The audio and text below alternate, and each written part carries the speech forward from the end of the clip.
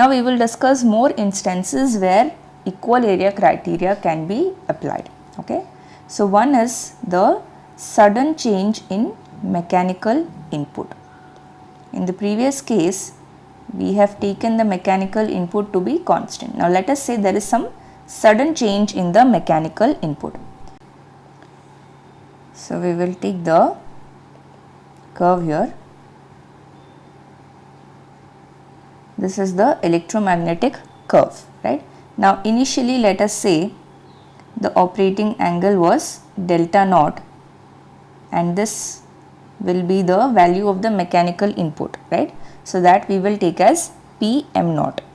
What will be Pm naught? This will be equal to P max sine delta naught, where P max is the maximum value of the sine curve, right? So this is the initial mechanical input. Now there is a sudden change. So the new mechanical input, let us say it is Pm1. New mechanical input is Pm1, and this mechanical input, let us say it is corresponding to the torque angle delta 1, right? So if you take Pm0 somewhere here, Pm1 somewhere here, then you can drop the perpendicular onto the delta axis and you will get delta 1 here. So mathematically how you can find this? Pm1 is equal to P max sine delta 1. This means delta 1 is equal to sine inverse Pm1 by P max. So now this is the new operating point at which the rotor settles down after swinging. Okay, so now we will see how the rotor is going to swing.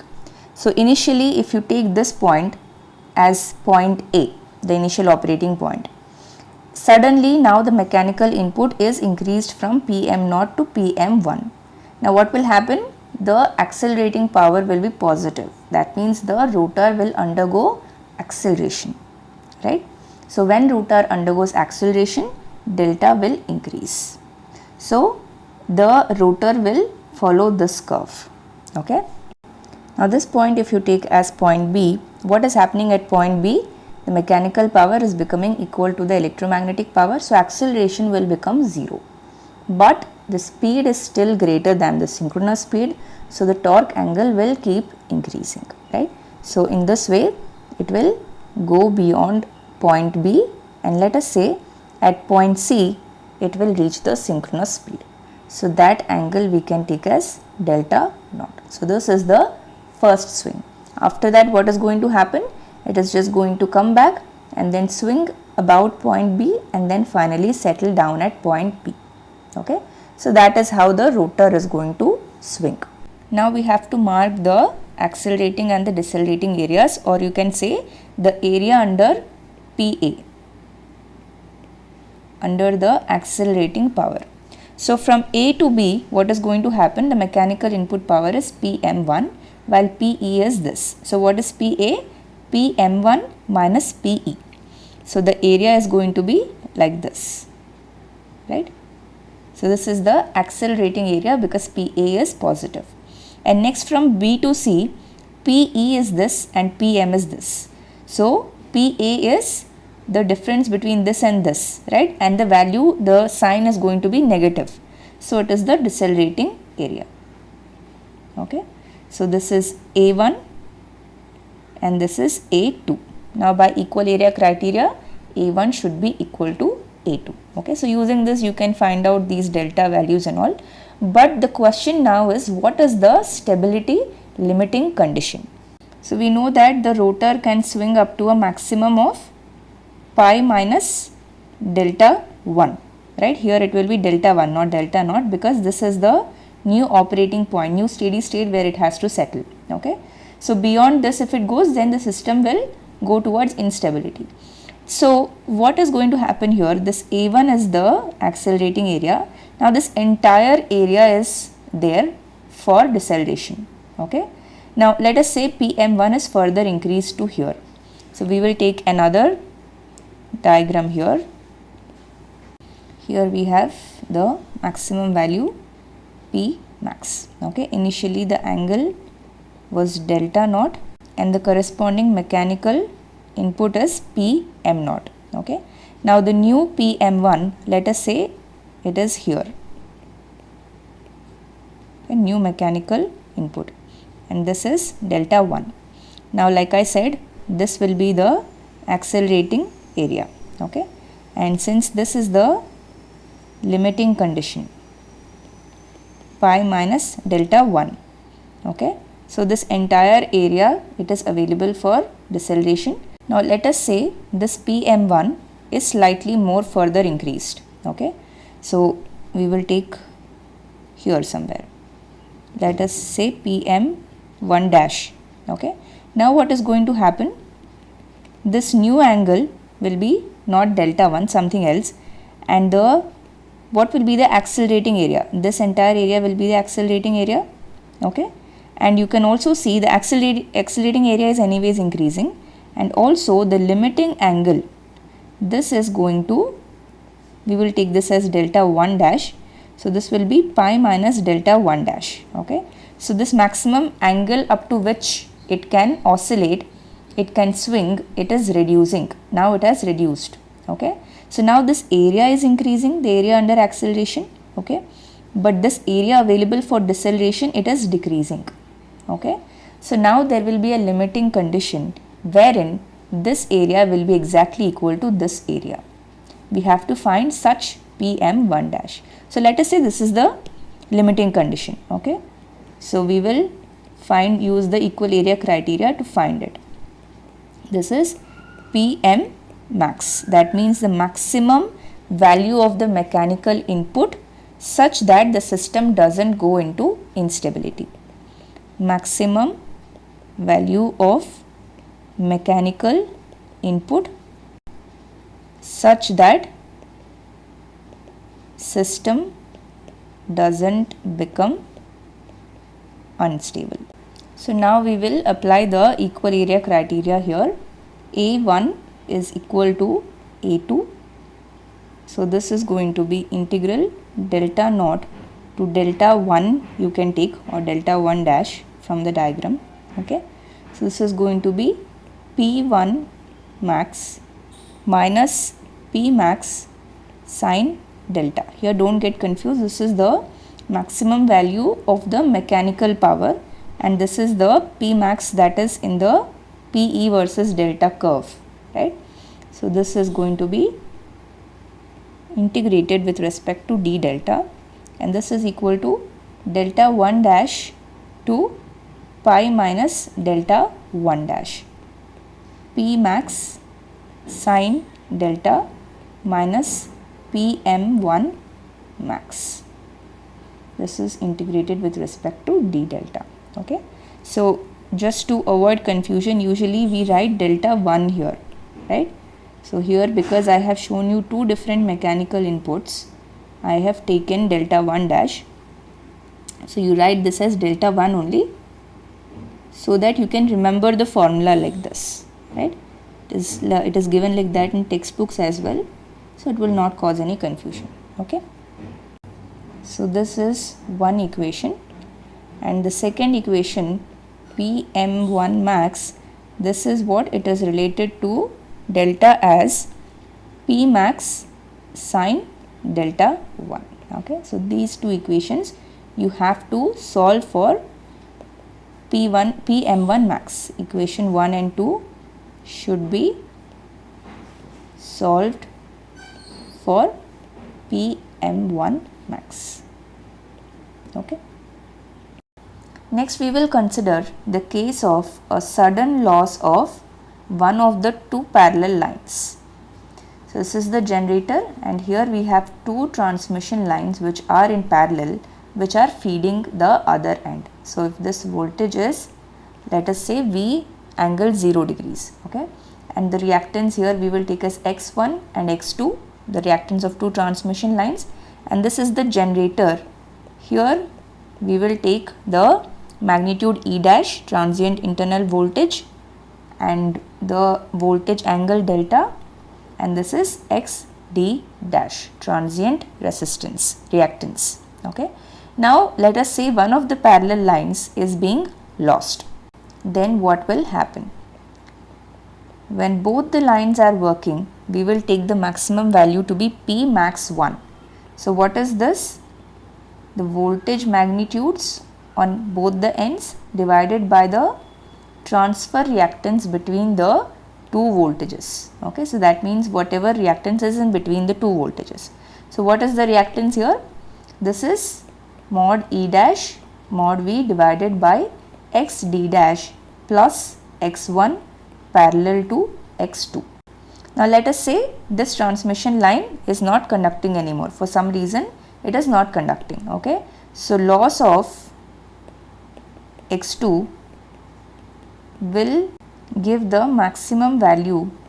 We will take it as P max 2.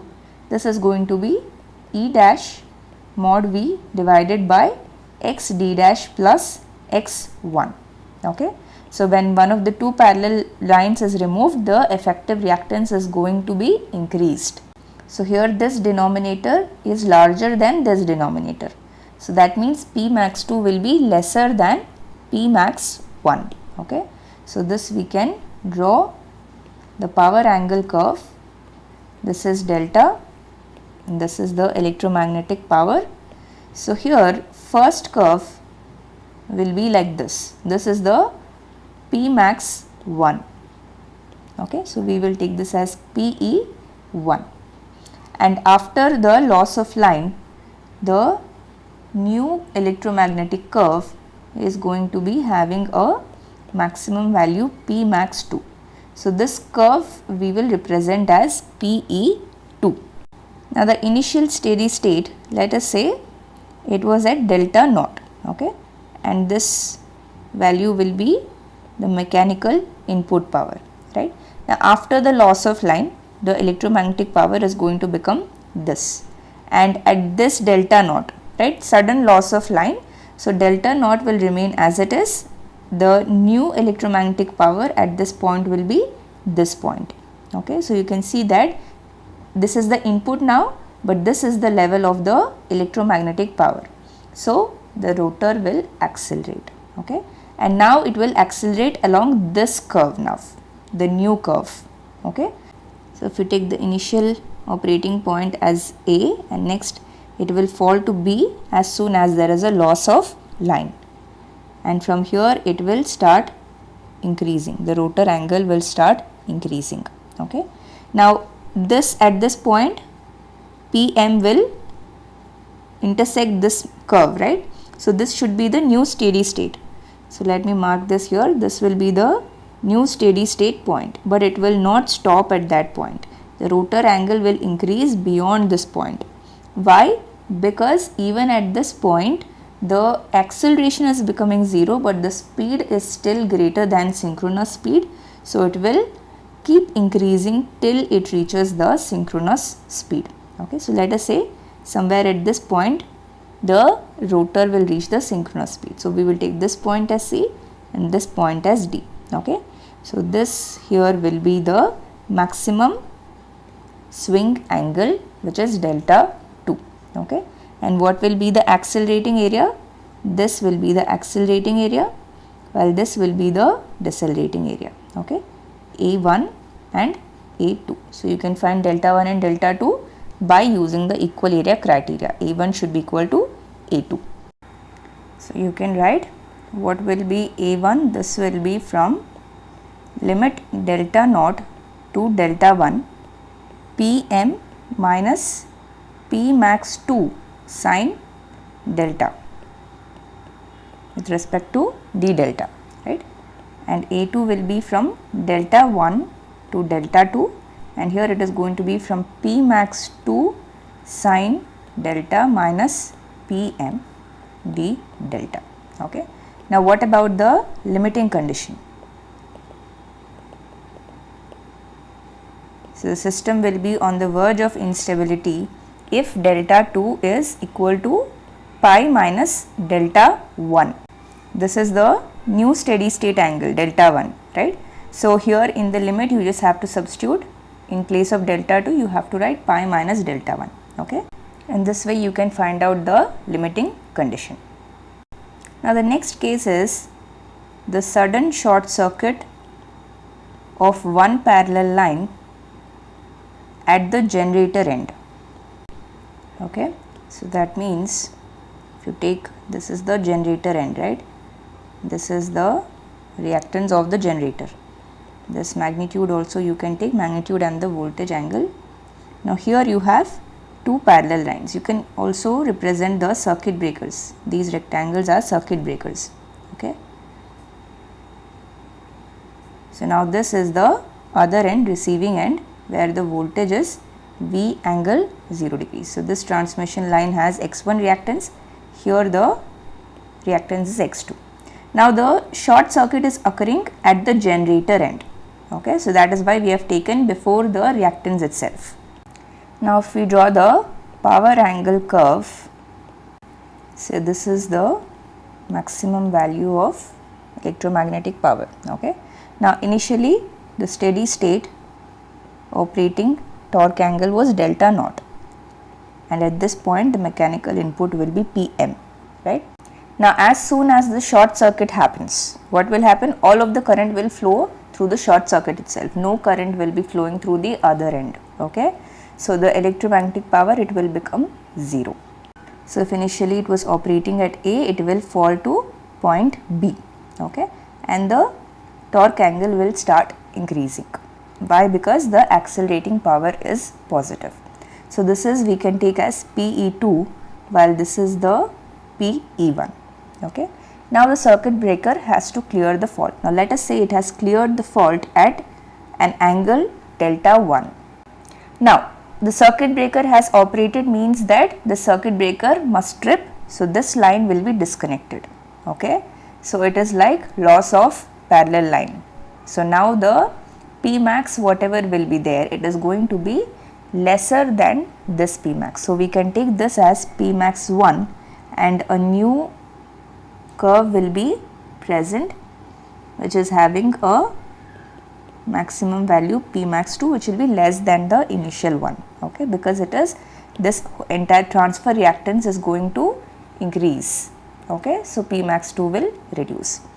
So if fault is cleared at this point, what will happen? It will immediately switch to this point. Okay, so you can draw this point. This is, you can take this as C. So this will be D. Okay. Now what will be the angle of maximum swing? Right, this will be delta 2. Here we will identify the accelerating and decelerating areas. So from, as the rotor it goes from point B to point C, the accelerating point will be, accelerating region will be this region, right? Because mechanical input is this and the electromagnetic output is this. So this will be, the difference will be the accelerating power. So this is going to be the accelerating area A1. And once the circuit breaker clears the fault, this is now the electromagnetic power and this is Pm. So you can see that Pm minus Pe is negative. So this region here, this is going to be the decelerating area A2. So by equal area criteria, A1 is equal to A2, right? Now we have to see what is the limiting condition. So what will be the limiting condition? When delta 2 is equal to this angle, then it is going to be the limiting condition. So how to find out this angle, right? Delta, this is delta max. Okay, so how do you find this?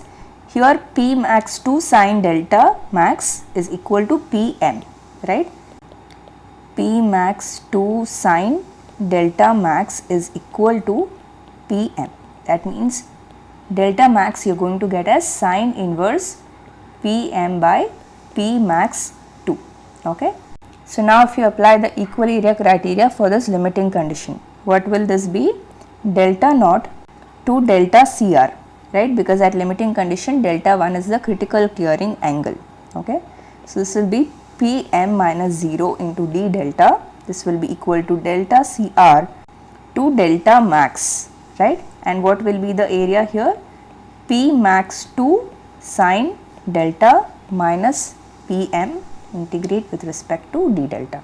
Okay. So from here you can find out the critical clearing angle.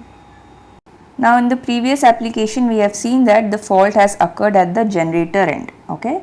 So now let us say the fault has not occurred at the generator end, somewhere in the middle of the transmission line it has occurred. So this is one transmission line. Let us say this reactance is X1, this is the receiving end. Okay. So here the voltage we can take as V angle 0 and here we can take as E dash delta and this is XD dash. Now here we have another transmission line where the fault we will take as occurring.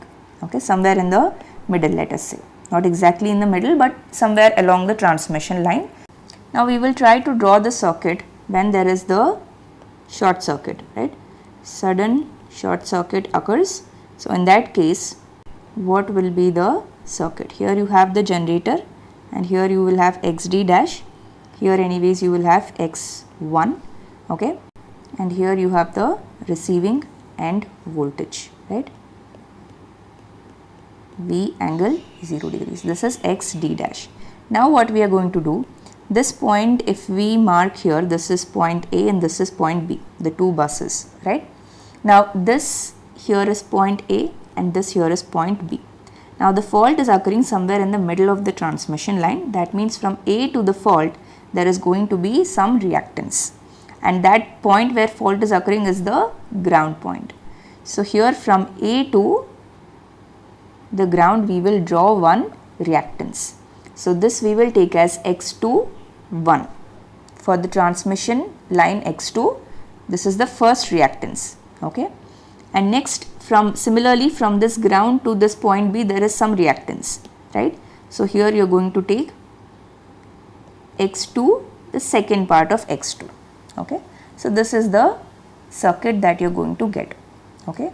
Now here you can apply the star delta transformation. This is in star, so you can apply a delta transformation here. So what you are going to get in that case, here you will get one reactance, here one reactance and here there is going to be another reactance. So you can draw this separately. This is XD dash, this is X1 and this is X21, okay. So now we are trying to draw a delta here, right? This is the reactances with which we have to replace. So we will take this as XA, XB and XC, okay.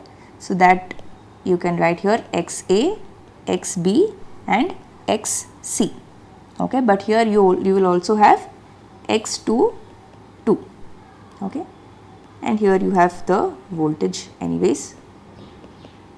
Now what is going to happen, you can see that the voltage across this reactance will be this voltage, the internal transient voltage, and the voltage across this reactance is V angle 0 degrees. Now what is the transfer reactance here? Only XB, because XA, XC and X22 they are all in parallel to the voltage and they will not affect the power flow, okay. So here the transfer reactance,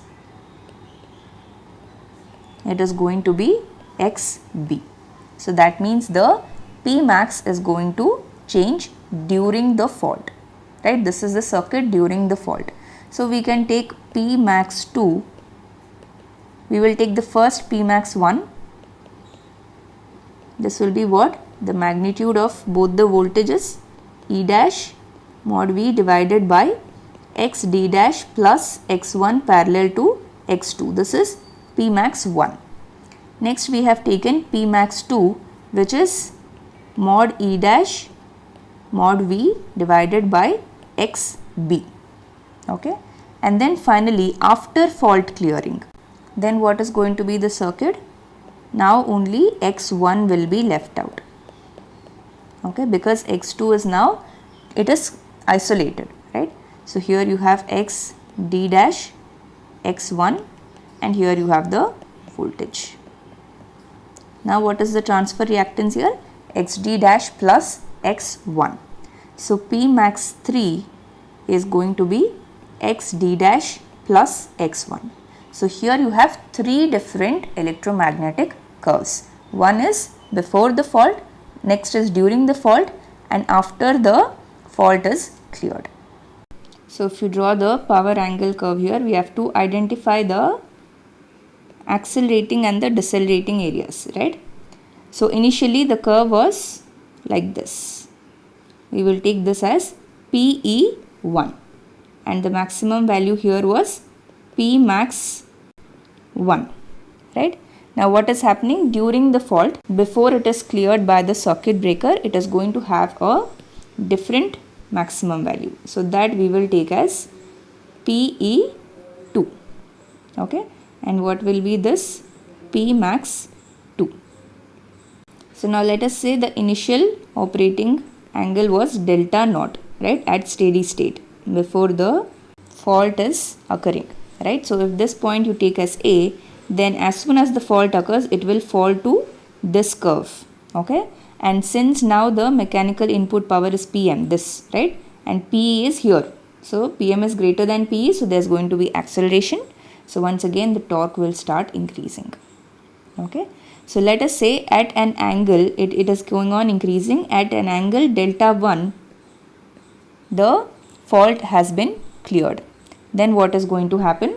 The next curve is going to come into picture. So that curve is going to be in the middle, okay?